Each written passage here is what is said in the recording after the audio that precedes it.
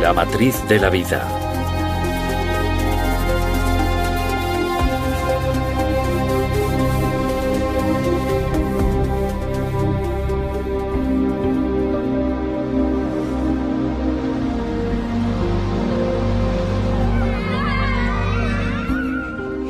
Dimitri, de 5 años, nació con parálisis cerebral. No hay cura médica para esta enfermedad. Cuando nació Dimitri, los médicos nos dijeron que seguramente nunca podría andar, que nunca sería independiente, que al tratarse de una enfermedad crónica, su salud sufriría secuelas de las que no se recuperaría nunca. No probamos otra alternativa. Personalmente solo tenía fe en los métodos estándar, hasta que unas personas en las que confiábamos, porque las conocíamos bien, nos hablaron de Eric. Consideramos la sanación el levantarnos de una silla de ruedas, recobrar la vista, recobrar el oído, que desaparezca un cáncer, todo eso. Y estas cosas suceden. En principio, la idea era tan solo asistir a un seminario que nos enseñaría el modo de ayudar a Dimitri en la familia. Los padres de este niño aparecieron y me preguntaron si haría una sesión de sanación después de la presentación. Les dije, bien, están cerrando la sala, pero déjenme acabar de firmar estos libros y les pediremos que nos dejen la sala durante un rato más. ¿Qué ocurre? Y me explicaron que él tenía parálisis cerebral. Después de que acabara el seminario, se vieron por primera vez, durante muy poco rato, unos 10 o 15 minutos. En la parálisis cerebral se da algo muy común, y es que los pies, en vez de poderlos poner planos en el suelo, el talón se levanta. Así que su talón no tocaba el suelo, ya tenía programada la operación. Tenía que llevar aparatos. Para poder levantarse tenía que agarrarse a los muebles o a la ropa de alguien. Para poder bajar escaleras tenía que sentarse en los escalones y bajar los peldaños uno a uno.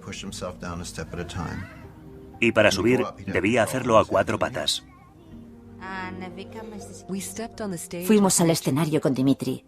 Le subimos a una cama que había allí y le dijimos que estuviera tranquilo y que colaborara con Eric, que no iba a pasar nada que le incomodara.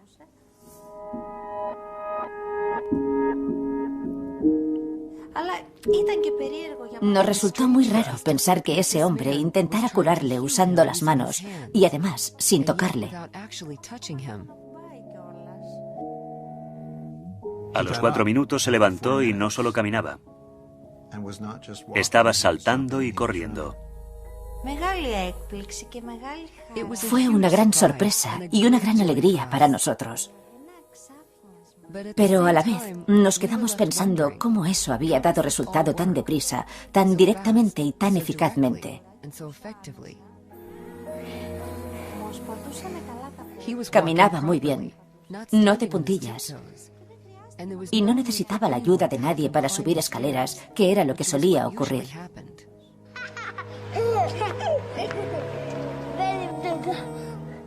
Otros niños suben escaleras todos los días sin problema. Pero Dimitri no podía hacer eso. De modo que conseguir esas cosas era muy importante para él. Me lo volvieron a traer para otra sesión.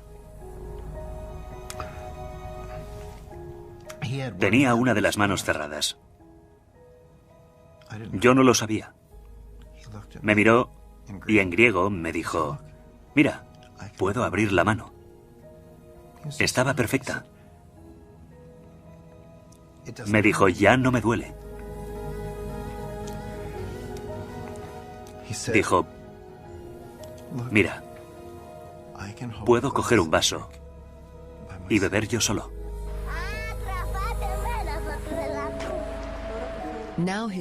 Ahora tiene el puño abierto. Está relajado y colabora con la mano izquierda mucho mejor, lo que es de gran ayuda. Ya no tiene el puño cerrado, eso le incomodaba mucho. Y cuando quiere darnos un abrazo, antes solo lo hacía con un brazo. Ahora nos da un abrazo de verdad y dice, mirad, puedo hacerlo, ya soy mayor.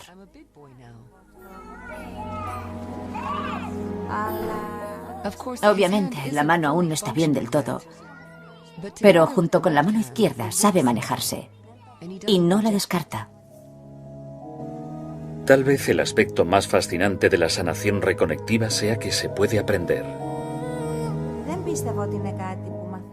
No me podía creer que esto fuera algo que se pudiera aprender. Creía que era algo que solo podía hacer Eric.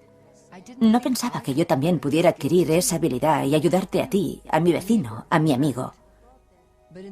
Pero en el transcurso del programa, enseguida constatamos con nuestros propios ojos que sí se puede aprender para ayudar a otros. Si ves el ejemplo en carne y hueso delante de ti, como nosotros vemos a nuestro hijo, entonces creo que sí, lo crees.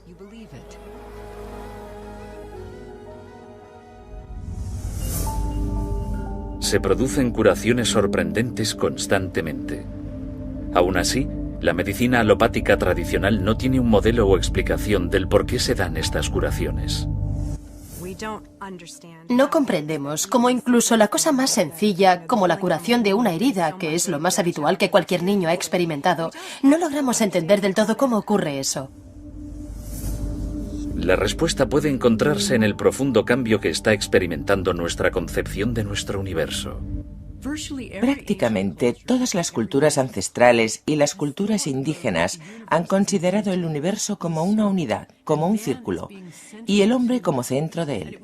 Pero fueron los descubrimientos de Isaac Newton y de René Descartes los que desmontaron la estructura de nuestro universo y crearon este modelo de maquinaria de relojería en el que la mente está separada del cuerpo y en el que estamos separados unos de otros. Y esa idea de la separación es la base del pensamiento occidental. Ahora bien, Newton describió un universo sin anomalías de cosas separadas que operan en el espacio y el tiempo según leyes fijas. La idea del cuerpo como máquina, el cuerpo como esta máquina sin anomalías, con dos motores corporales que serían el cerebro y el corazón, y toda la orquesta central dirigida por el ADN. Ese es el modelo que tenemos. Y creemos que los distintos procesos están localizados en ciertas partes del cuerpo. La mayoría de todo esto es incorrecto. El cuerpo está totalmente descentralizado. No hay un cerebro central en sí. El cerebro sería algo así como el receptor de una antena. Sería más bien un transductor de información, un receptor y un transmisor de información, pero no el almacén central de esa información. En nuestro mundo convencional de bioquímica y biología celular, nos centramos en una creencia newtoniana del mundo material. A lo largo de la historia de la ciencia, nos centramos en la realidad mecánica y hemos descartado el concepto de energía y de campos como información y biología. Esa es la perspectiva newtoniana que afirma, centrémonos en la materia, no prestemos atención a todo lo demás. Pero ahora nos estamos dando cuenta que la mente es un campo energético de pensamiento, que se puede leer con cables de electroencefalograma en el cerebro, o con un nuevo método aún más interesante llamado magnetoencefalograma, MEG. Mientras que con el electroencefalograma colocas cables en la piel y se lee la actividad cerebral, el magnetoencefalograma es una sonda en el exterior de la cabeza y lee los campos de actividad neuronal sin ni siquiera tocar el cuerpo. Así que básicamente indica que cuando estamos procesando con el cerebro, emitimos campos. De 1875 a 1920 hubo un gran avance en la bioquímica. Y fue entonces cuando se pensó que, como somos una máquina química, la solución es darle al cuerpo las sustancias químicas adecuadas y te mejorarás. Hasta cierto punto eso es cierto, pero al parecer esto no se puede aplicar a las enfermedades crónicas, es cierto a corto plazo. Por entonces se produjo una importante escisión intelectual en la física, porque el antiguo mundo newtoniano, el universo reloj, se estaba reforzando. Y unos cuantos excéntricos en Dinamarca, Alemania y en menor medida en Inglaterra desarrollaron la física cuántica y afirmaron que no funciona del modo que se decía que funciona. La cosa no es así. Y se encontraron muchas anomalías en la física que no podían explicarse. Y el resultado de esto fue que la idea antigua de un universo mecánico, donde todo ocurre por una razón concreta, debía descartarse. La física cuántica cambió nuestra percepción de la realidad hace más de 80 años. Sorprendentemente, este nuevo punto de vista aún ha de incorporarse en nuestro modelo de biología actual. El principal problema con el modelo biológico actual es que es reduccionista y mecanicista. Eso significa primero que intenta explicarlo todo en términos de pequeñas partes, en general moléculas, porque son los componentes más pequeños de los organismos. Y en segundo lugar, intenta considerar el organismo como una máquina que funciona sencillamente en términos de física y química. Se supone que las reacciones químicas en el cuerpo son centrales, y la razón principal por las que ocurren, según la teoría actual, es por la colisión molecular, de modo que una molécula colisiona con otra y es así como contienen esta información y cómo tenemos una cascada de procesos químicos. Si pensamos en una célula cualquiera, una célula es como una piscina y las moléculas son como un par de pelotas de tenis en esa piscina. Y según esta teoría, una pelota de tenis debe encontrar otra pelota de tenis en esa inmensa masa de agua y hacerlo de forma instantánea. Y se supone que eso explica los millones de actividades instantáneas que tienen lugar en nuestro cuerpo a cada segundo. Y eso es absurdo. El sistema de control existente de la medicina moderna son las enzimas, las hormonas, no la conciencia, no las emociones, no el campo corporal. Todo lo que hay ahí como sistema de control son enzimas y hormonas. Y a nosotros esto nos parece poco acertado para explicar toda la magnificencia del comportamiento y las enfermedades humanas y todo eso. Es imposible. La medicina actual sigue trabajando con los antiguos paradigmas de la física que se remontan a la época de Newton y la primacía de la materia. La física moderna hace mucho que eliminó ese paradigma y entiende que no es la materia, sino la mente o el espíritu lo que es primordial. Aunque no se define como espíritu, sino como campos de energía inteligente. Consideramos la ciencia como una especie de verdad absoluta y como una historia que ya se ha escrito. Pero la realidad es que la ciencia es una historia relatada por capítulos y cada nuevo episodio suele pulir o cambiar por completo lo que se ha dicho antes. Este péndulo intelectual oscila y está oscilando hacia la idea del holismo y teniendo en cuenta cómo funciona un sistema como un todo.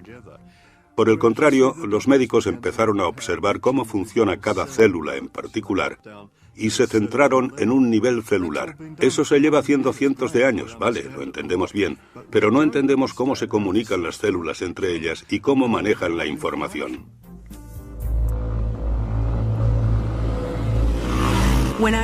Cuando tenía 15 años tuve un accidente de moto muy grave. Iba en una moto en la que no debería haber ido y nos arrolló un coche que me provocó una herida muy grave en la pierna, en la que me dieron 66 puntos. En el momento del impacto, recuerdo claramente haber tenido una experiencia extracorpórea en la que mi conciencia vio a mi cuerpo salir por los aires para acabar en el suelo. Fue muy impactante cuando, digamos, que volví a mi cuerpo. Eso me demostró que quizás mi conciencia no solo está en mi cerebro, sino que es algo más amplio que eso. Entonces me enfrentaba a unas secuelas muy graves. Comentaron la posibilidad de tener que amputarme parte de la pierna. Y me recuerdo tumbada y escayolada desde la cadera hasta el tobillo y pensando sobre cómo recuperar mi sistema inmunológico con mis pensamientos, de modo que pudiera estimular la curación de mi pierna. Me tumbaba en el sofá y visualizaba mi sistema inmunológico y notaba un hormigueo. Sentía como mi pierna se estaba curando. Y yo no procedía de una familia de médicos. No sé de dónde saqué esa idea. Pero de algún modo fue algo no ético. Supe al instante que eso era lo que tenía que hacer. Y al final me quitaron la escayola y ahora, como se ve, sigo siendo un ser de dos piernas, por suerte. Así que en esa curación creo que tuvo algo que ver parte de mi experiencia personal. Que hubo algo que me hizo saber que mi mente era importante para mi cuerpo y que mi cuerpo era importante para mi mente. Algo que sabía intuitivamente. Mente, intención, creencia, ¿Pueden influir estos factores en la curación? Si crees que tienes una enfermedad incurable, si tú mismo lo crees, tienes razón. Si crees que tu problema se puede curar, entonces también tienes razón. Todo depende de tu intención. Cuando pensamos en la intención, nos preguntamos qué es y qué papel desempeña la intención en la curación. La intención desempeña un papel cuando pensamos en cómo nuestros pensamientos, nuestras emociones y nuestras cogniciones influyen en nuestro sistema inmunológico y en nuestro sistema endocrino. Y sabemos que esto es así. Sabemos que las personas que sufren de mucho estrés, por ejemplo, tienen una capacidad menor para que sus sistemas inmunológicos funcionen bien. En los laboratorios se ha descubierto en los últimos 15 o 20 años, por ejemplo, que la intención tiene efectos físicos. Por ejemplo, hace poco llevamos a cabo un estudio en el que reunimos parejas, uno de cuyos miembros tenía cáncer. Y cogimos a la pareja del paciente que tenía cáncer y le formamos en lo que denominamos programa de intención compasiva. Se les invitó a participar en un programa de formación. Gran parte tenía que ver con la meditación, con la apertura del corazón, con las energías sutiles. Y asistieron a este programa de formación y les pedimos que se fueran a casa y siguieran practicando esta intervención durante 8 semanas. Los volvimos a convocar y los metimos en nuestro laboratorio. Controlábamos al paciente en una cámara. Le metimos en una cámara de 900 kilos protegida electromagnéticamente para que no hubiera campos electromagnéticos ni para que la pareja del paciente de cáncer hablara con él por radio o por el móvil y le dijera: vale, ahora respira profundamente. Así descartamos cualquiera de estas explicaciones convencionales. Mientras tanto, la pareja, que había asistido al programa de formación, se sentaba en otra sala y observaba la imagen de su amado por una pantalla de televisión por circuito cerrado. Y entonces, aleatoriamente, durante la sesión, se les pedía que enviaran intenciones amorosas y compasivas al paciente. El objetivo era ver si podíamos hallar correlaciones entre la intención de esa persona y la actividad fisiológica de la otra. Lo que descubrimos es que había una correlación significativa en la actividad fisiológica de esa persona y la actividad fisiológica de la otra. Y esto sugiere que hay algún medio por el que la información se transfiere que no se puede explicar con el modelo convencional newtoniano de causa y efecto. El compañero del paciente de cáncer no entraba y le susurraba al paciente al oído: ahora tranquilo. Era más bien al contrario, estaban separados y no había forma de que esas dos personas supieran cuándo estaba teniendo lugar ese tipo de interacción, pero aún así sucedió. Enviar una intención de que estoy mejor, enviar información convincente de que estoy mejor, es enviar información al cuerpo para que se corrija. Porque, como decimos, un pensamiento también es energía física. Y también envía información al cuerpo. Está perfectamente demostrado que nuestro sistema de creencias afecta a cómo nos comportamos y a cómo actuamos. Y también afecta a nuestra forma de vida. Así que si no creemos que podemos ayudarnos a nosotros mismos, seguramente no podremos. Si no creemos que la información positiva es útil para nuestra salud y bienestar, entonces seguramente no lo será. Nuestros pensamientos crean nuestro cuerpo momento a momento. Cuando tenemos pensamientos positivos, liberamos ciertas sustancias químicas en el cuerpo. Cuando tenemos pensamientos negativos, liberamos sustancias químicas negativas en el cuerpo. Y estas tienen un profundo efecto en cómo se comportan las células y en cómo se está usando la nutrición. Para mí está claro, al ser osteópata, que el estrés que las personas albergan en su cuerpo tiene distintos patrones según cómo estén pensando. Tal vez el aspecto más esencial de la curación sea creer en la modalidad que usamos y ser positivos de algún modo. Se ha comprobado que creer en un sistema de medicina es crucial para que sea eficaz. Yo le decía a gente que tenía cáncer, tras investigar sobre las limitaciones de cosas como la quimioterapia: no hagáis quimioterapia, solo funciona el 9% de las veces. Ya no hago eso. Y el por qué no lo hago es que considero que la propia creencia es la medicina más poderosa del cuerpo. Y si crees que algo va a funcionar, sea lo que sea, te funcionará. Hubo un estudio en Houston sobre algunos pacientes que iban a operarse de la rodilla por artritis. La mitad sí que se sometió a una operación para que le solucionaran la artritis. A la otra mitad se le sometió a una operación falsa. Sencillamente les abrieron la rodilla y luego la cerraron sin hacer nada. Después de 3 años de seguimiento, descubrieron que ambos grupos de pacientes afirmaban no tener dolor. Así que los pacientes a los que no se les había hecho nada también decían no tener dolor. Su artritis había desaparecido. Ha habido otros estudios para comprobar si hay alguna diferencia entre ir al gimnasio y pensar que vas al gimnasio. Y en este estudio seleccionaron a un grupo de personas y a la mitad la enviaron al gimnasio a trabajar sus bíceps y a la otra mitad la dejaron sentarse en el sofá y pensar en que iban al gimnasio y que desarrollaban sus bíceps. Y aún así, afirmaron que esto tuvo un gran efecto en el grupo que se limitó a sentarse en un sillón. Los sedentarios desarrollaron los bíceps, así que el cuerpo no puede distinguir entre la acción y el pensamiento, y esto se ve clarísimamente con el efecto placebo. La medicina occidental tradicional suele atribuir la curación espontánea o milagrosa al efecto placebo. Pero, ¿qué es exactamente el efecto placebo? El efecto placebo consiste en que una creencia que tiene una persona puede invalidar su biología.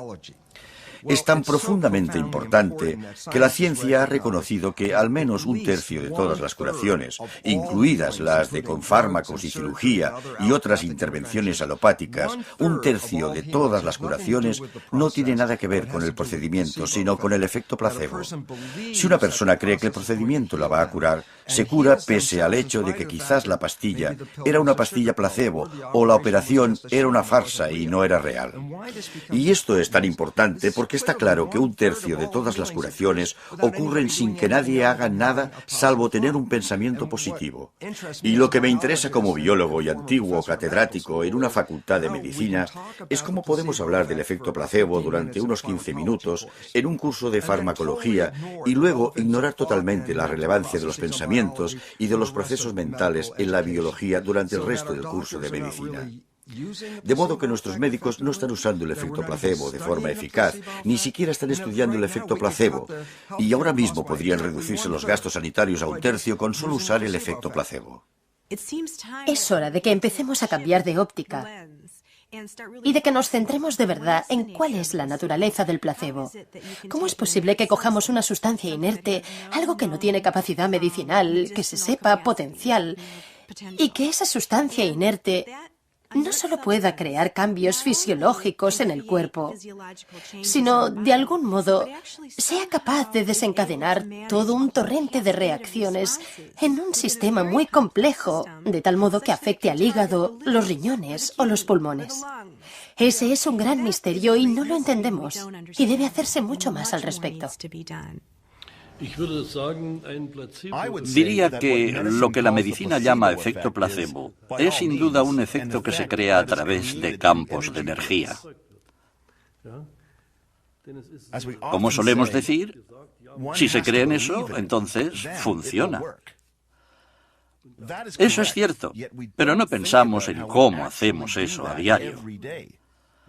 Si, por ejemplo, queremos ver la RTL, una cadena de televisión alemana, entonces apretamos el botón de la RTL, que implica que nos alineamos con la frecuencia en la que la RTL se puede recibir. La RTL siempre está presente, pero si no nos centramos en ella, entonces no la recibiremos. Así que cuando quiero ver la RTL, debo centrarme en ella, debo buscarla. Y con esto es lo mismo. Cuando me centro en algo con mi mente, la información sigue a esa atención. El efecto placebo es otra forma de hablar de la capacidad de autocuración del cuerpo. Y todo aquello que libere más de eso será un sistema mejor. Yo estaba desesperada por tener hijos. Ese fue uno de los motivos por los que me divorcié. Yo quería hijos, mi marido no quería. Así que me mudé a Londres pensando que me costaría un máximo de 2 años encontrar una nueva pareja y estabilizarme. Y me iría a vivir al campo con el cupo de 2,5 hijos que me correspondía y sería feliz. Ese era mi plan. Se me daba muy bien hacer planes. Ahí estaba yo, tenía mi consulta de osteópata, tenía clientes. Y estaba estresada, frustrada, deprimida.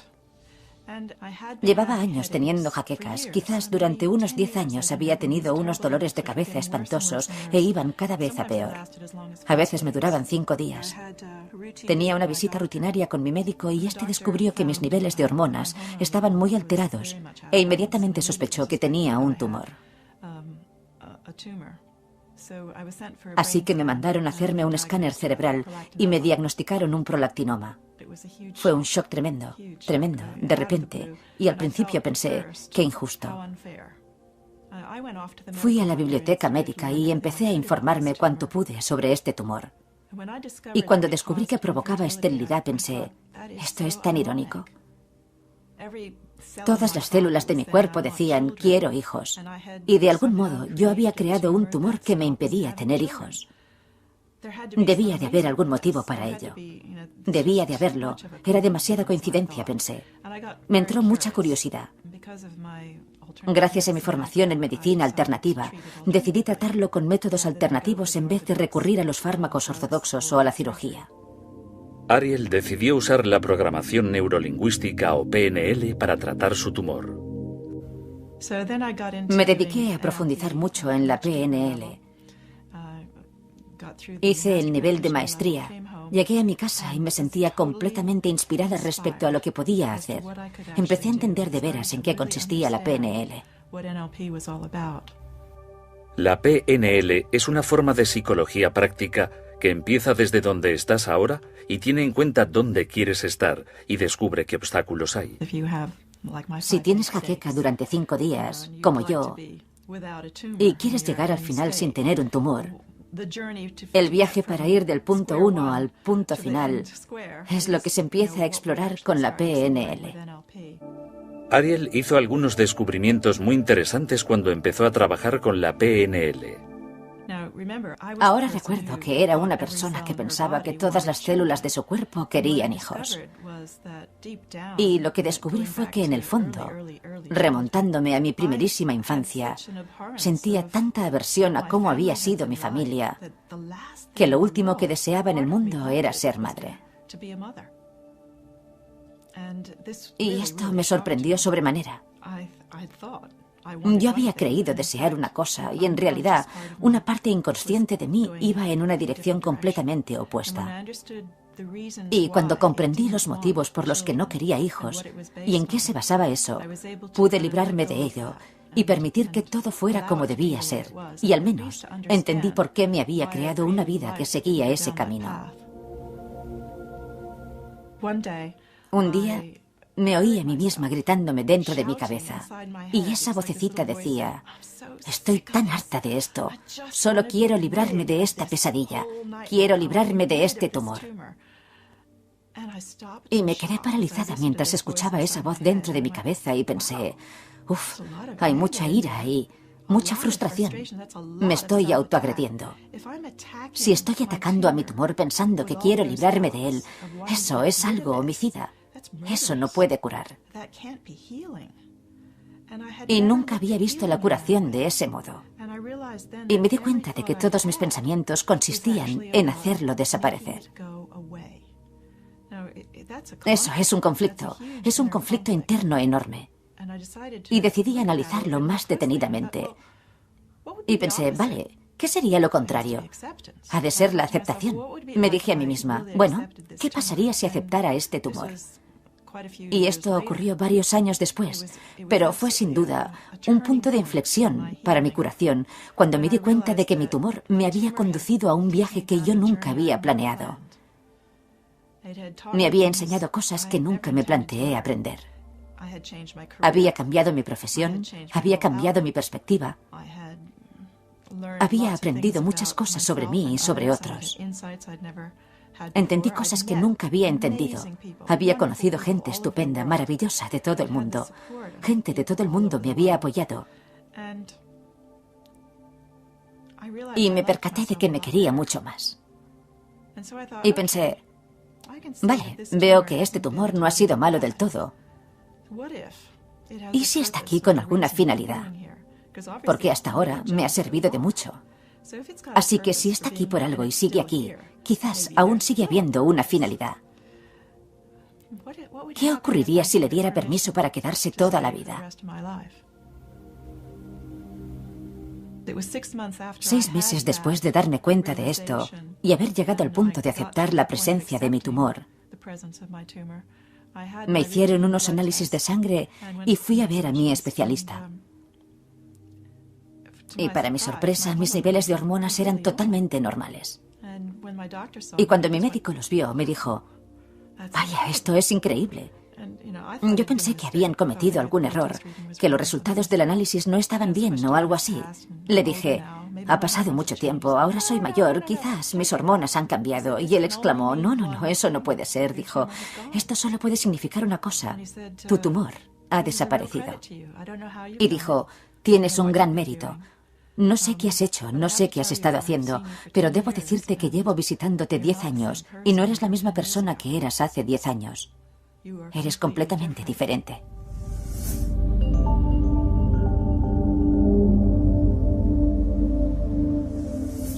Cuando sufrimos un cambio emocional, por ejemplo, si pasamos de la frustración a la alegría, estos cambios emocionales, unos 14.000 cambios emocionales, se desencadenan instantáneamente en el cuerpo. Si pensamos en el transcurso de un día, todas las emociones que sentimos, los altibajos, la multitud de tesituras emocionales que tienen lugar a través de nuestras percepciones durante un día, comprobamos que las emociones crean montones de cambios en nuestra fisiología. De modo que tiene mucho sentido empezar a prestar atención a la dieta emocional, además de la dieta física. Esa es una de las claves para tener mejor salud y, sin duda, para ralentizar el proceso de envejecimiento. Las emociones negativas intensas solo nos degeneran. Los estados emocionales positivos nos regeneran. Es algo matemático. Sintamos más amor, más comprensión, más agradecimiento y nuestra salud tendrá más ocasión de mejorar y seguir así.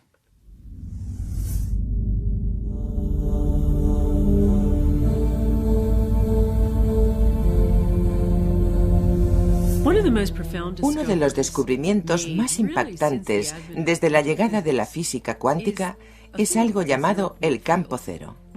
Y esto hace referencia al intercambio de energía que tiene lugar entre partículas subatómicas. Todas las partículas subatómicas entablan un pequeño baile de energía. Es algo así como jugar un partido de baloncesto.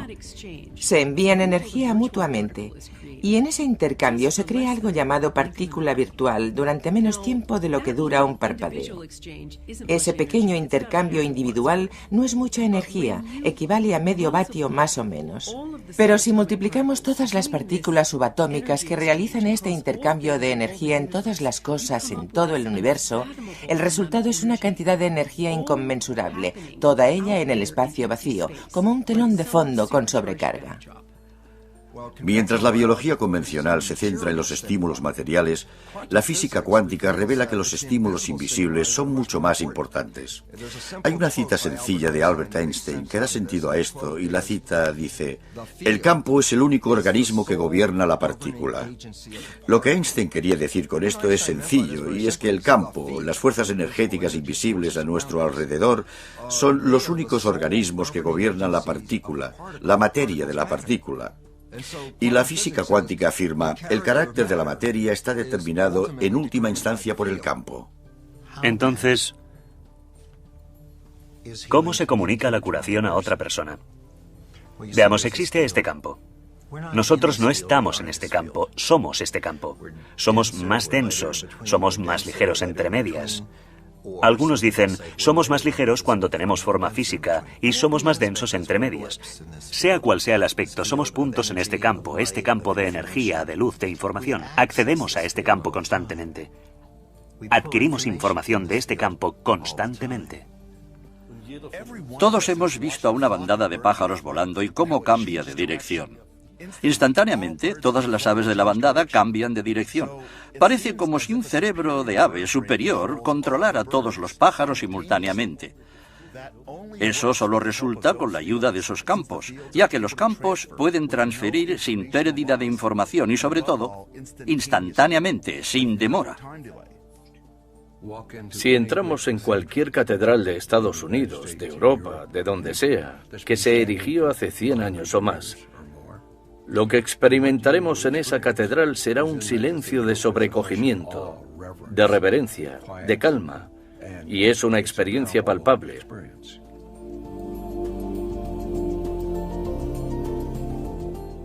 ¿Por qué esto es así? Es así porque durante cientos de años la gente que ha entrado en esa catedral lo ha hecho con su mejor disposición, ha ido a rendir culto, y en ese estado mental en el que las emisiones cuánticas del cuerpo y cerebro se emiten allí, esa catedral las absorbe y en siglos posteriores retroalimentan a los feligreses que entran allí. Y por eso sienten ese silencio, ese sobrecogimiento y veneración. Todos formamos parte de ese campo de energía gigante, ese campo cero. Todos estamos conectados y estamos conectados más allá de los confines más lejanos del cosmos.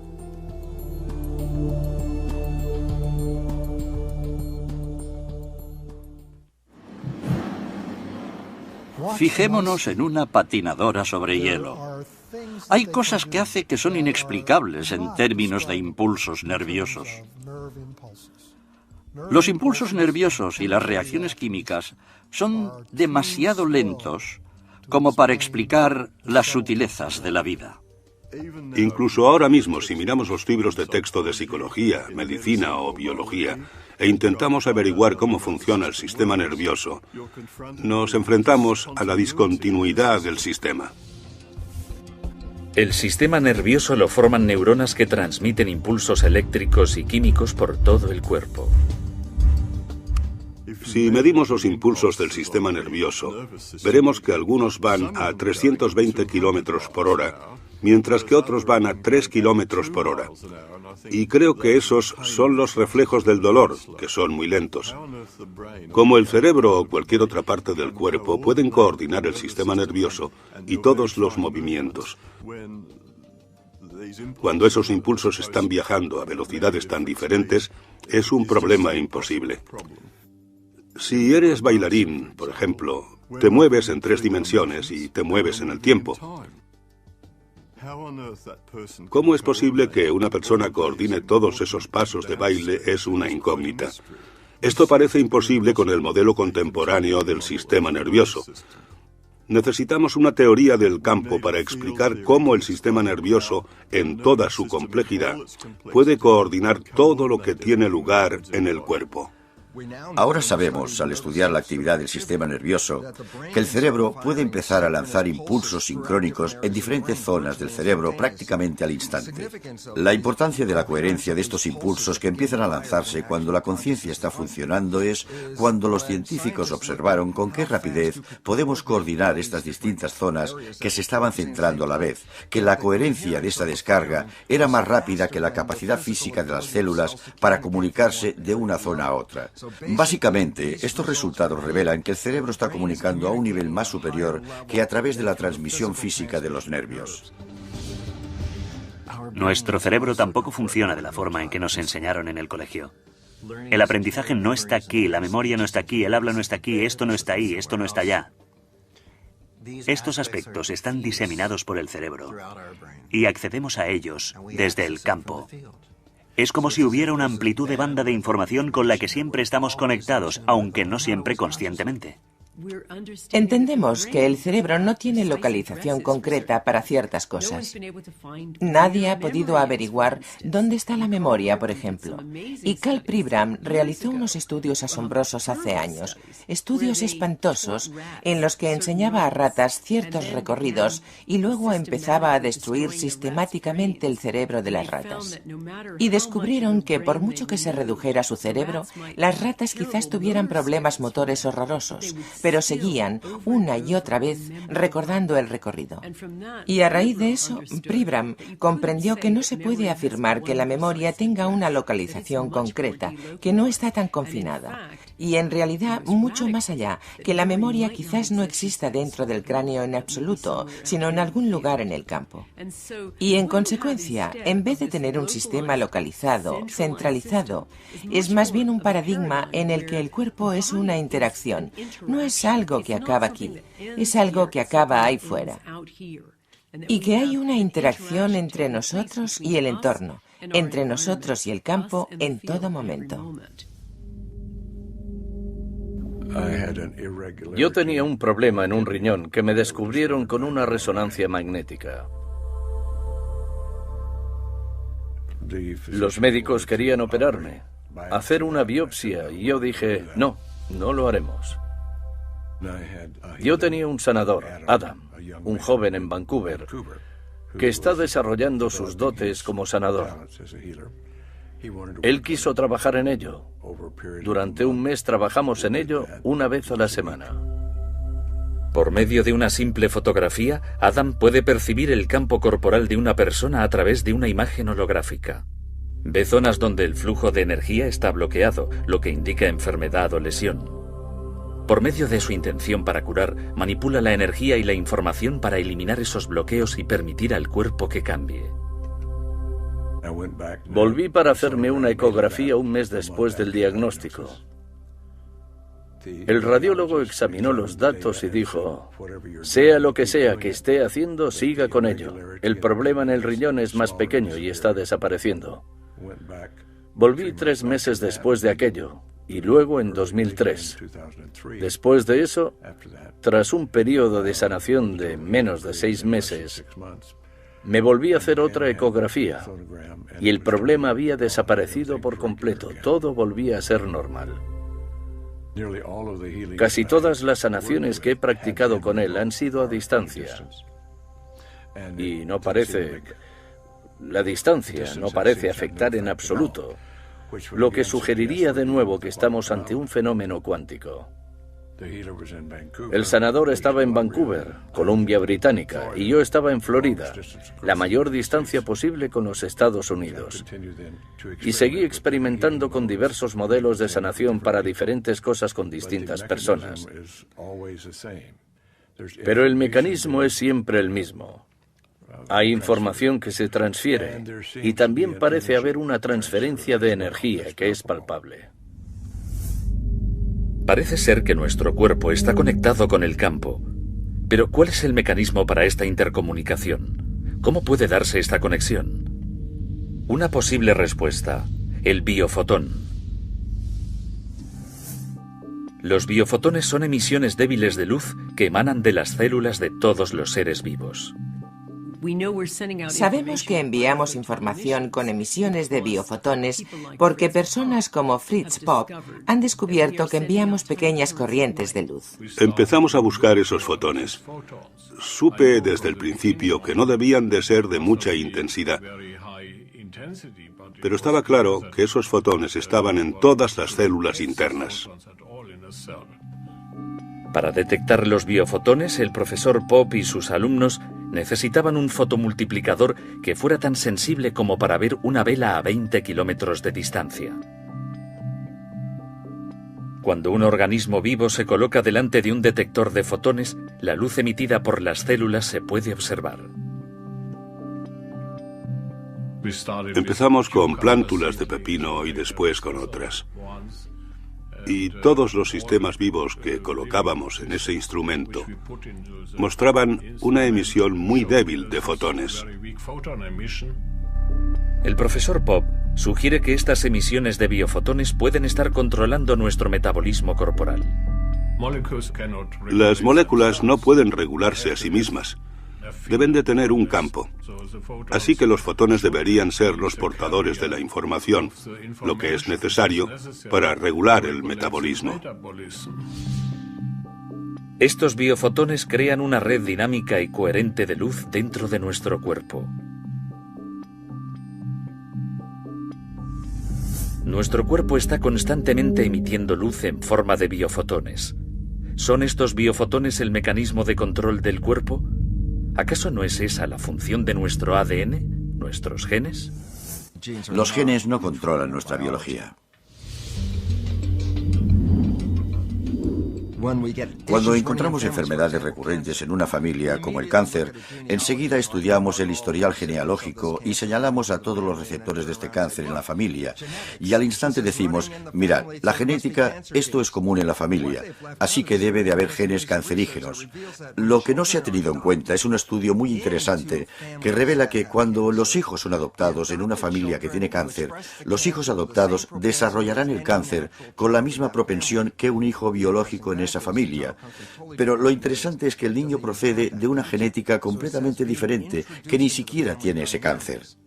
Así que entrar en la dinámica familiar, que es donde se aprenden las percepciones, las creencias y actitudes, es lo que determina el cáncer, no la genética con la que nace alguien.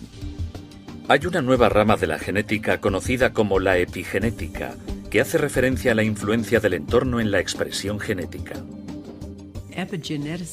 Los epigenetistas han descubierto que la información dentro de cada célula, aquello que la pone en marcha y que cambia las cosas, no está dentro de las células, sino en el exterior. Las señales tienen lugar fuera, en el entorno. Un gen es un anteproyecto, eso es lo que es, para crear una molécula proteínica. Y las proteínas, hay más de 100.000, son los cimientos que nos proporcionan nuestra biología, nuestra estructura y comportamiento, ¿vale? La cuestión es que hablamos de genotipos, y hasta en los últimos 10 años, un genotipo era una parte de información predeterminada para crear una proteína concreta. La nueva ciencia es alucinante, porque revela que a través de mecanismos epigenéticos, a través de la influencia del entorno al leer los genes, los mecanismos epigenéticos pueden producir más de 30.000 variaciones diferentes de cada genotipo. Y de repente, cuando empiezas a reconocer eso, te das cuenta de que tenemos potenciales completamente ilimitados. Y esto es un gran cambio de una creencia de que los genes eran deterministas. Ahora los genes son posibilidades. Si solo consideramos el nivel molecular, el proyecto del genoma humano ha revelado que tenemos unos 25.000 genes, muchos menos de los que en principio se esperaban. El proyecto del genoma del chimpancé ha secuenciado el genoma del chimpancé y su genoma es prácticamente igual al nuestro. Tiene el mismo tipo de proteínas, el mismo tipo de genes, apenas se distingue la diferencia. Aún así hay una diferencia clara, y si no se puede explicar mediante los genes, ¿mediante qué se puede explicar? Y la respuesta es, creo yo, los campos morfogenéticos. Al igual que se pueden construir dos edificios distintos con los mismos ladrillos y cementos, si tienes dos planos diferentes, puedes construir organismos diferentes con distintos campos, incluso si las moléculas que los componen son muy similares, como lo son en humanos y chimpancés. El ADN es como una biblioteca. Estas son todas las proteínas posibles, desde los gusanos hasta nosotros. Es la misma biblioteca, pero debes saber qué libro sacar de la biblioteca. Este es el gran problema de la genética. Tratar de explicar cómo el cuerpo sabe qué libro sacar de la biblioteca genética. Y creemos que el campo corporal es el que decide qué información se extrae del ADN.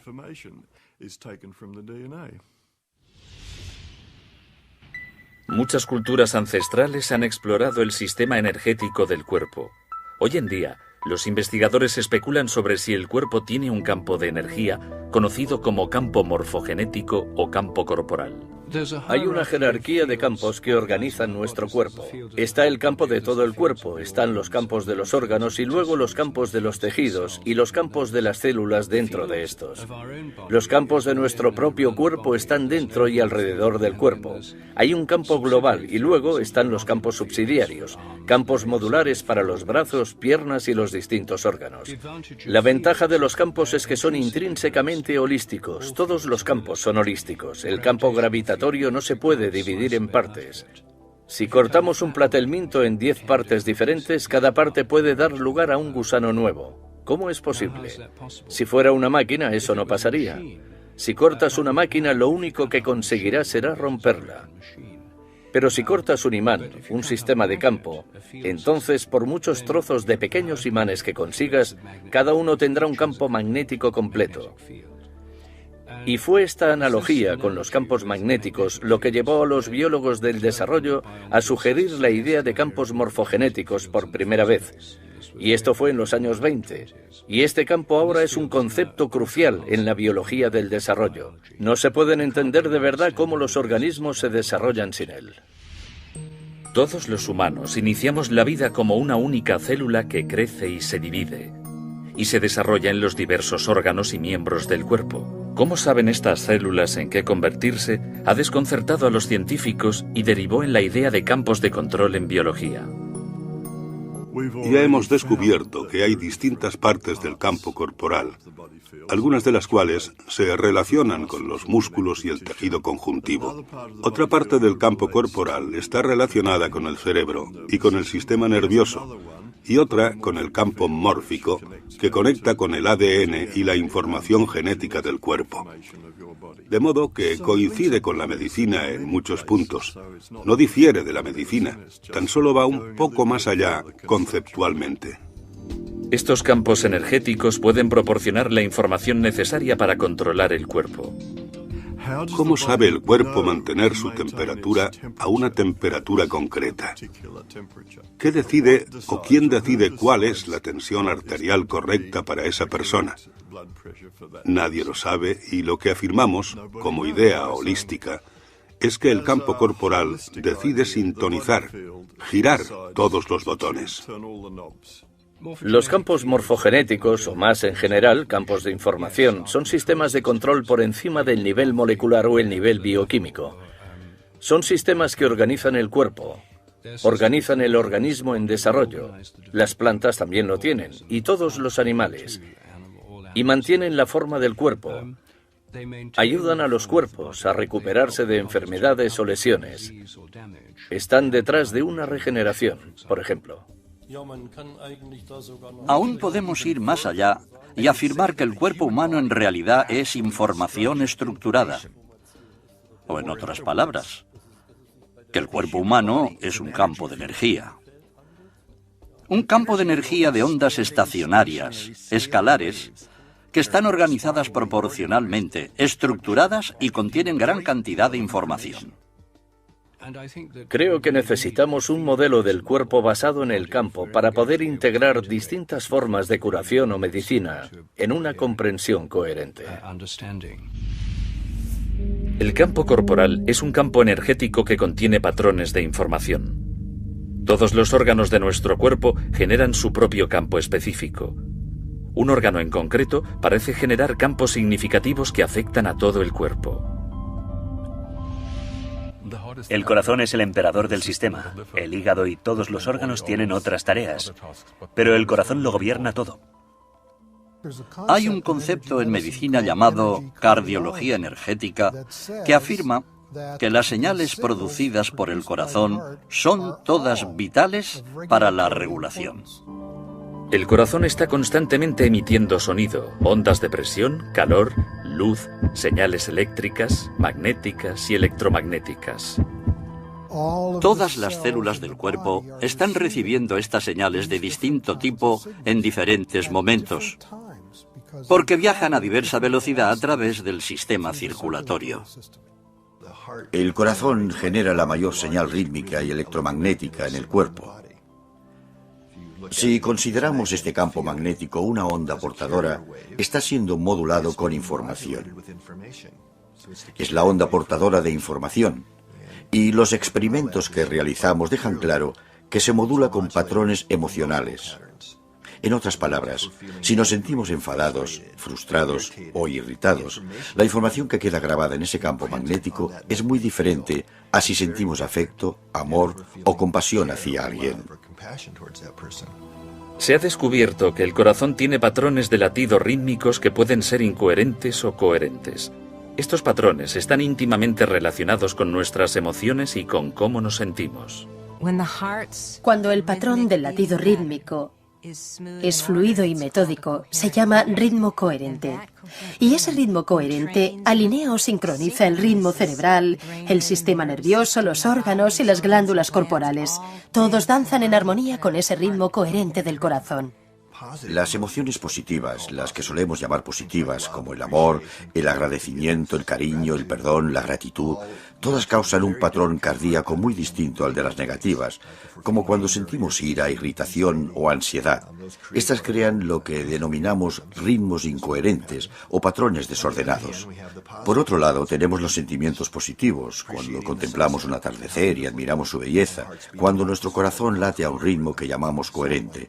Es un patrón tipo onda sinusoidal que el corazón está enviando al cerebro. Y lo llamamos coherencia cardíaca, porque en las investigaciones descubrimos que el corazón debe entrar en ese patrón rítmico sincronizado, coherente, para que el resto del cerebro y el sistema nervioso y el resto del cuerpo se alineen y se sincronicen con ese potente ritmo. Así que empieza con el corazón. Cuando tomamos el pulso, lo que sentimos es la onda de presión creada por el latido del corazón. No es el flujo sanguíneo, es la onda de presión. Así que cada vez que late el corazón, esta onda de presión va al cerebro y al resto del cuerpo. Y si lo observamos a nivel del cerebro, esa onda de presión sincroniza todas las neuronas. El cerebro tendría problemas si no tuviera esa señal para sincronizarse, para darnos ese efecto de sincronía global. Cuando alguien está en coherencia, notamos cómo irradia su amor o su compasión o su gratitud.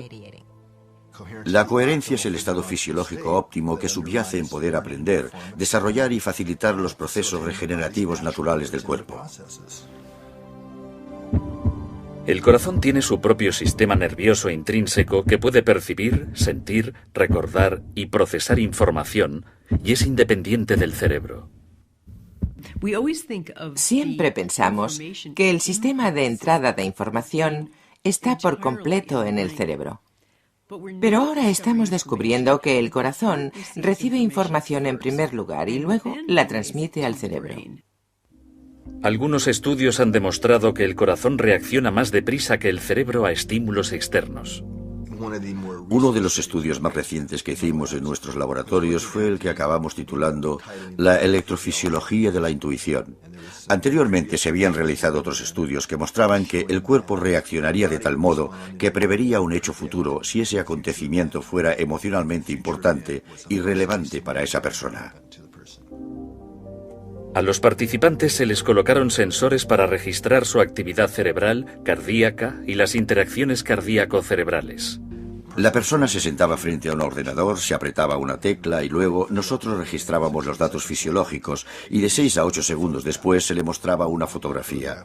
La fotografía podría ser de los dos extremos opuestos del espectro emocional. A los participantes se les enseñaron fotografías de víctimas de accidentes de coche, de serpientes atacando y otras imágenes perturbadoras. En el extremo del espectro, las fotos incluían flores o atardeceres. Las fotografías se asignaban aleatoriamente para que las vieran los participantes. La clave aquí está en que el ordenador asignaba la fotografía y qué tipo de fotografía después de que los datos ya se hubieran registrado. Así que era imposible que el investigador supiera de antemano qué fotografía sería. Ni siquiera lo sabía el ordenador. Los resultados fueron sorprendentes. El cuerpo reaccionaba incluso antes de que apareciera la fotografía. Descubrimos no solo que el cuerpo reaccionaba antes del estímulo, antes de ver la fotografía, como si la predijera, sino que era el corazón el que reaccionaba primero. La respuesta del corazón no solo era más rápida, sino que la señal que enviaba al cerebro variaba dependiendo del contenido emocional de la fotografía. Al observar las señales que el corazón enviaba al cerebro, vimos que el corazón mandaba distintos mensajes al cerebro dependiendo de la siguiente foto que fuera a aparecer. Después se veía una reacción cerebral, después una reacción corporal, que era cuando se hacía consciente. Así que el flujo de esta información intuitiva es corazón, cerebro, cuerpo. Después ha de haber una reacción corporal para que seas consciente de ella. Lo que revelan estos experimentos está cambiando nuestra concepción básica de cómo funciona el cuerpo humano. Parece como si el corazón y luego el cerebro tuvieran acceso a un campo de información no limitado por el tiempo y el espacio. Esto hace referencia a la holografía cuántica o física cuántica, y eso ya lo sabíamos. Por fin estamos empezando a hallar el modo de demostrar que si tenemos un sistema energético o electrónico, y que es fundamental, que no está limitado por el tiempo y el espacio. El corazón está conectado a un campo de información e inteligencia que es diferente, pero complementario al campo del cerebro. Está muy claro que estas neuronas en el corazón y el cerebro tienen memoria a corto y largo plazo. Procesan información. Es un cerebro funcional. Otros investigadores especulan sobre si el corazón puede ser el órgano matriz para grabar información en el campo del cuerpo. Hay muchos tejidos neurales en el corazón. Y creemos que el tejido neural está ahí para actuar como impresora para el holograma. El campo corporal holográfico está continuamente provisto de información a través de las ondas de presión del corazón. En el corazón hay una gran cantidad de carga. Las ondas de presión en presencia de esta carga dentro de la cámara del corazón bastan para imprimir información. Si el corazón está transmitiendo o imprimiendo información, debe de haber un modo por el que las células del cuerpo reciban esa información. Hay células proteínicas receptoras en el exterior de la célula que están allí para recibir información del entorno. ¿Cómo me irá hoy? ¿Qué pasa ahí fuera? ¿Qué quiere el cuerpo que haga a esta pequeña célula hoy? ¿Me entiende? Debe de haber comunicación intercelular, pero debe de haber una fuente para que pueda haber un sistema de control para el cuerpo.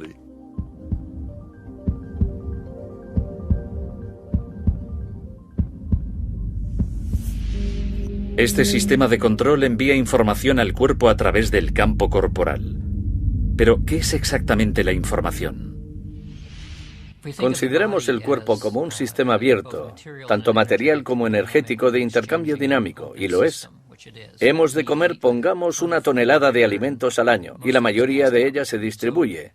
Toda esa comida, de algún modo, se asimila en el cuerpo, que permanece muy estable durante largos periodos. Una persona no cambia mucho durante unos 40 años siendo adulto. La gente nos reconoce enseguida, aún 40 años después, porque la estructura básica del cuerpo no cambia, aunque tras un breve periodo de tiempo no nos quede ni un solo átomo igual en el cuerpo. Todos han cambiado y han desaparecido. Y esta es la hamburguesa que me comí ayer. Y dentro de 3 semanas esto será una zanahoria que me comeré mañana, etc. Es un sistema muy dinámico y aún así sigue igual. Entonces, si no es la parte material ni seguramente la parte energética dinámica, ¿qué queda? Debe de haber algo así como un patrón de información que lo une todo. Muchos científicos que buscan nuevas alternativas sugieren, y así lo han demostrado, que somos un sistema de información. Y no está localizado completamente en nuestro cuerpo, que accedemos a la información del campo constantemente. El cuerpo parece estar continuamente conectado con información, dentro del mismo y con información del campo. El cuerpo siempre busca sistemas coherentes. Busca intercambio de información entre todas las células que tiene, de modo que todas las células sepan qué pasa. Hay un sistema de información inmenso, y algunas personas dicen que la enfermedad es sencillamente una carencia en el sistema de información. Y supongo que tienen razón. La materia es energía comprimida. La información son patrones de energía. Hay un flujo de información en nuestro cuerpo que no acabamos de entender del todo, por todo nuestro sistema nervioso y por nuestros tejidos. E incluso en la antigüedad, algunos pueblos antiguos, los chinos, lo llamaban el sistema de acupuntura, que es un sistema de flujo de información en el propio cuerpo. Tenemos un sistema cuando tenemos estructura. Hay información por todas partes, ¿no? Solo obtenemos un sistema de información cuando está ordenado. Y algo fantástico que se descubrió en los años 80 fue que el sistema de acupuntura parece ser un sistema organizado. No es simplemente un grupo de meridianos de acupuntura al azar.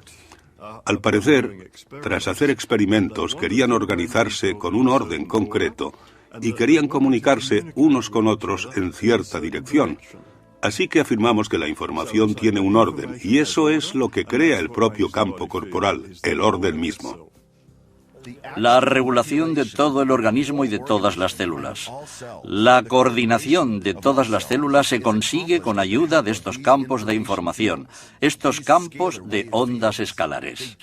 Estos garantizan que todas las células sepan qué están haciendo las otras células en cualquier momento. Y tenemos unos 70 billones de células. Eso es mucha información y solo se puede procesar con la ayuda de los campos estructurados. En última instancia, Einstein y otros más recientemente han afirmado que la energía y la información han de ser intercambiables, ¿vale? La información se convierte en un tipo de energía porque es un orden en el espacio, ¿vale? Así que son intercambiables, pero por otro lado, en la práctica, lo que ocurre es que obtienes una onda de energía y de acuerdo con esa onda, puedes obtener información impresa, y la cantidad de información que puedes imprimir parece ser ilimitada. La medicina informacional. La medicina que recoge la información y cambia la información alterada va a ser el futuro de la medicina. Al parecer, el sistema de control del cuerpo no son los genes ni la química, sino la información, que parece estar disponible en el campo corporal. ¿Es posible introducir información nueva en el cuerpo para que influya en la salud? Eso es exactamente lo que varios investigadores están haciendo. Hemos aprendido cómo detener la distorsión de la información que ocurre como resultado de varias enfermedades. Una vez detienes esa distorsión, sorprendentemente, la fisiología empieza a funcionar, la química se recompone. Se podrían contar multitud de historias sobre curaciones. Y esto es así sencillamente porque hemos aprendido a corregir la distorsión de información en el campo corporal. La enfermedad es en cierto modo información desordenada. De manera que si podemos acceder a la información adecuada, corregimos ese desorden. Y eso es lo que varias de estas nuevas modalidades de energía están haciendo. Básicamente están corrigiendo ese lío de información.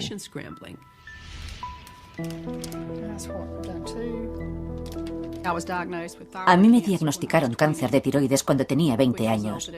Y como consecuencia de ello, me tuvieron que operar y me extirparon toda la glándula tiroides, salvo una cuarta parte. Desde entonces, he tenido que tomarme una hormona sintética para obtener la hormona tiroidea que necesitaba. Unos años después me diagnosticaron el síndrome de fatiga crónica y algunos años después fibromialgia y claro está, cada vez estaba más y más enferma. Mi marido tenía que sacarme de la cama si quería levantarme. Tenía que darme de comer, incorporarme en la cama y darme de comer. Empeoró hasta el punto de que yo tenía que bañarla y llevarla de la cama hasta el baño y cosas de ese tipo para que pudiera salir adelante en un día cualquiera. No sabían qué hacer con ese tipo de enfermedad. Más o menos me dijeron que debía vivir con ella. Yo no podía ayudarla. Y por muchas cosas que me dijera, lo que le doliera o lo mal que se encontrara o que le pasara, yo no podía ayudarla, ni tampoco nadie más, o eso creíamos. Mi médico al final me dijo, Vanessa, verás, ya no sé qué hacer por ti en este punto. Lo único que puedo hacer es recetarte fármacos para aliviarte un poco. Pero te aconsejaría que fueras a esta nutricionista. Y quizás ella te pueda ayudar a ver qué puedes comer, o al menos a que puedas empezar a obtener nutrientes de algo.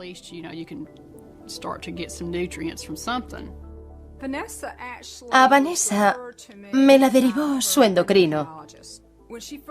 La primera vez que vino, era literalmente incapaz de estar un día fuera de la cama. Había perdido una cantidad impresionante de peso. Era alérgica a casi todo. Tenía muchos problemas para encontrar alimentos que pudiera comer. Y por eso me había debilitado tanto. Tenía el interior de la boca lleno de úlceras. En los labios tenía varias llagas, pero no de las que salen cuando estás resfriado. Y tenía el pelo estropajoso y se le caía.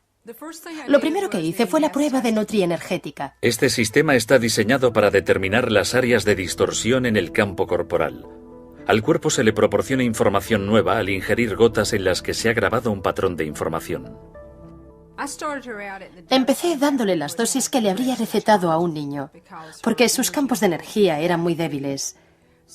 Así que empezamos con mucha cautela.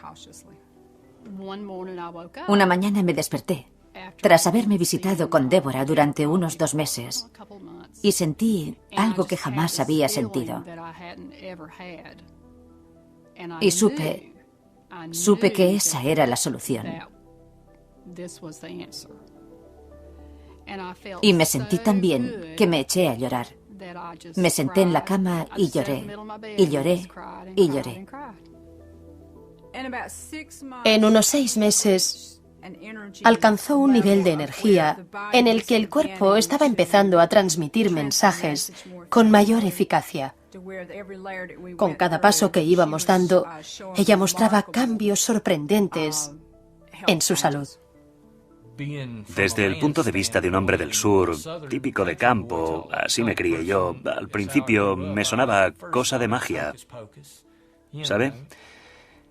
Y tenía mis dudas y me costó aceptarlo un poco. Pero ahora veo que es maravilloso. De veras que lo es.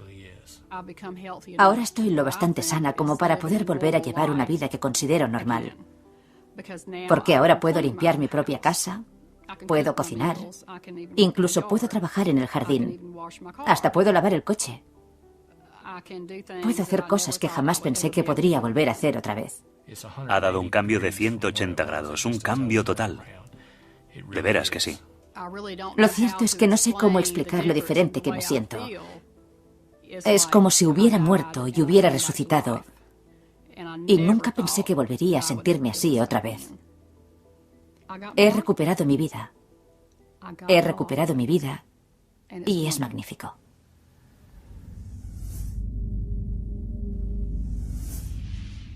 Estamos en el umbral de una concepción nueva de cómo se produce la enfermedad, de cómo se transfiere la información y de cómo mejorar la transmisión de información en los sistemas vivos.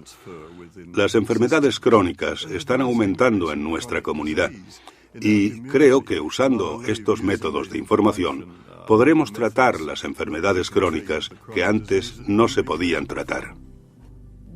Uno de los ejemplos más destacables de la eficacia y del efecto instantáneo de la medicina informacional lo oí hace poco, y tenía que ver con este sistema llamado terapia del campo del pensamiento, que es una psicología de la energía que teóricamente cura y cambia los pensamientos negativos a nuestro alrededor.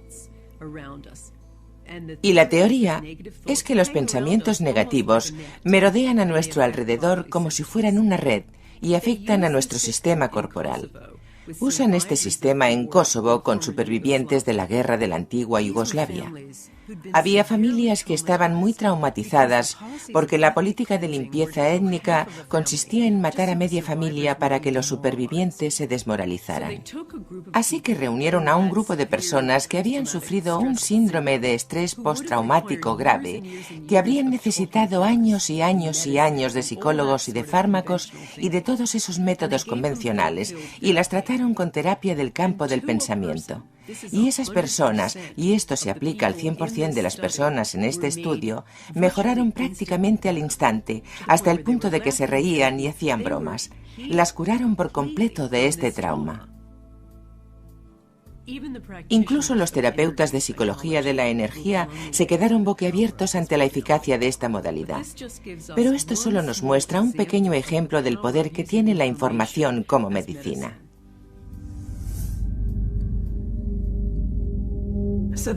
Lo más importante es que las personas se responsabilicen de su salud.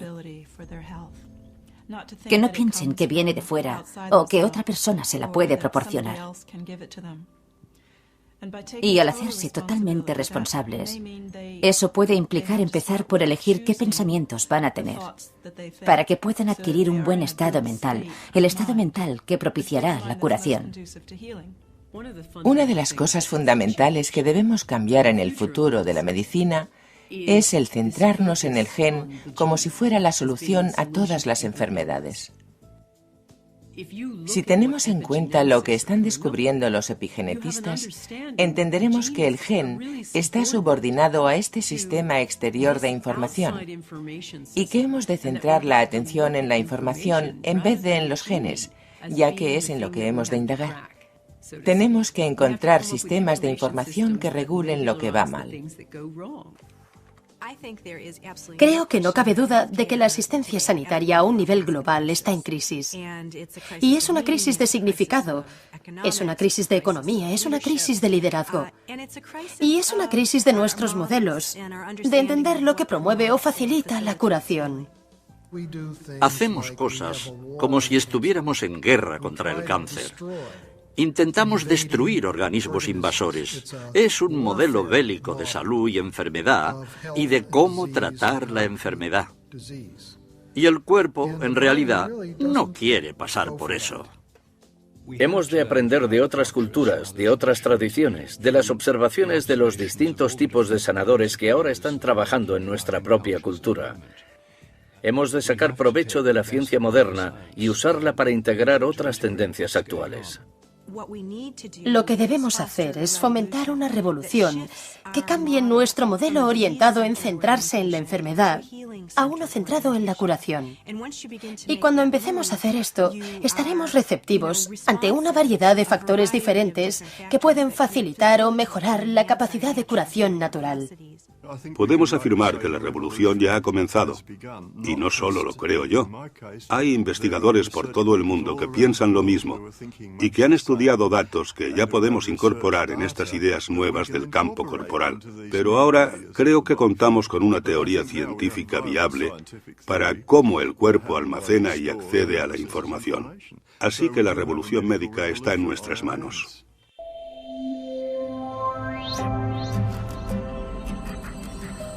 La matriz de la vida.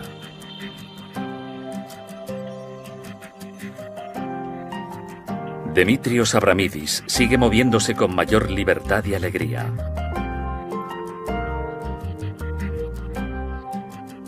Ariel Essex sigue viviendo sin su tumor cerebral.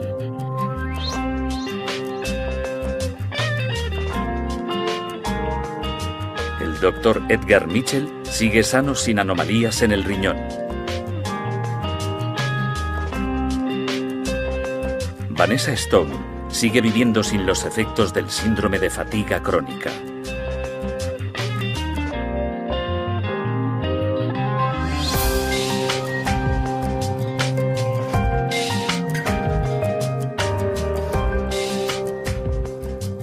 Parece haber una gran cantidad de pruebas que demuestran que podemos elegir la información con la que, casi como un electrón, podemos estar en todas partes a la vez.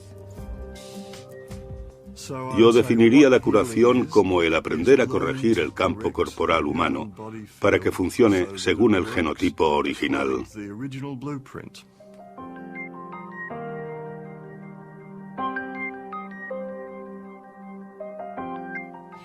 En última instancia, lo que me gustaría ver es un cambio de un modelo centrado en la enfermedad a otro centrado en la curación, y reconocer que la curación es un profundo misterio y que tenemos mucho que aprender. Y en vez de dar por hecho que tenemos las respuestas, estar abiertos a la posibilidad de que hay nuevas cosas por descubrir para mejorar la condición humana.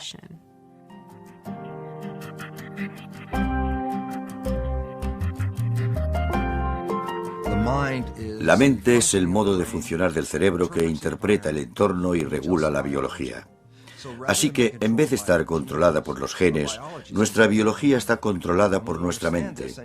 Y cuando entendemos esto y somos conscientes de que podemos cambiar la mente, si lo hacemos, cambiamos nuestra biología y genética.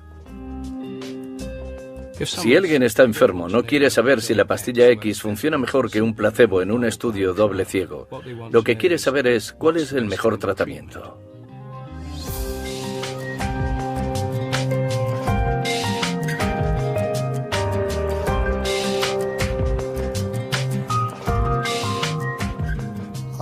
Creo que somos más poderosos de lo que pensamos. Creo que muchas de las técnicas médicas que estamos descubriendo, que son muy fructíferas, pueden practicarlas las personas en ellas mismas, una vez han entendido su propia energética. Está muy claro que la información negativa es dañina, o que si la aceptamos en nuestro cuerpo o en nuestro sistema de creencias, cambiará el modo en que reaccionamos y cambiará nuestro estado de salud.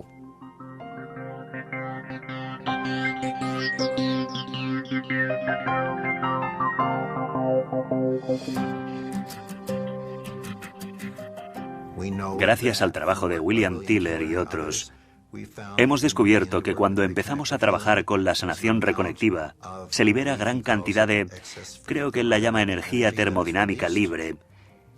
Y sabemos que si esto solo fuera energía o solo energía sanadora, en lugar de la reconexión, para que se liberara toda esta cantidad y para que este cambio se diera en la gente, haría falta que la temperatura de la habitación subiera por encima de 300 grados centígrados. Lo que obviamente no ocurre, porque estamos accediendo a algo nuevo y diferente.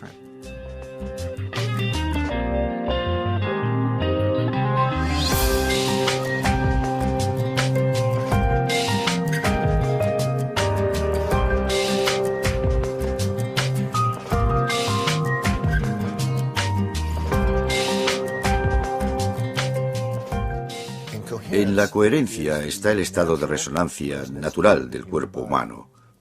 Es decir, nosotros, como humanos, tenemos una frecuencia de resonancia, ¿vale? Y es también lo que denominamos estado coherente.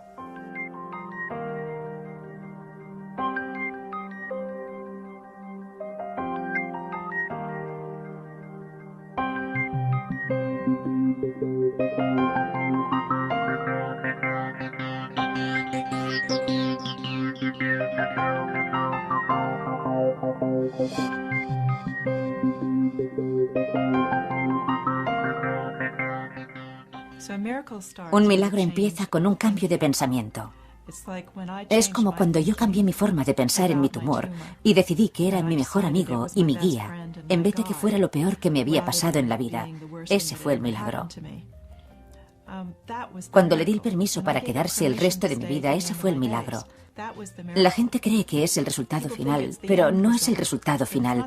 Es el cambio de pensamiento lo que causa un estado interior totalmente diferente.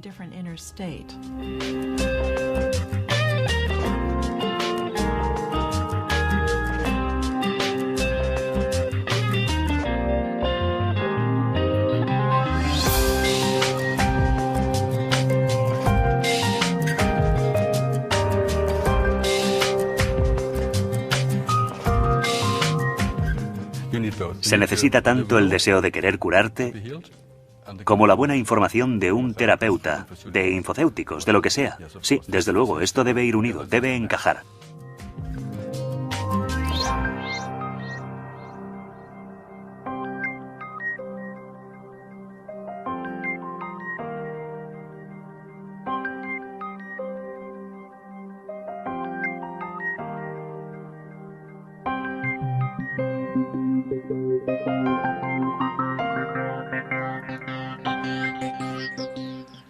La curación es restaurar los mecanismos de autorreparación del cuerpo.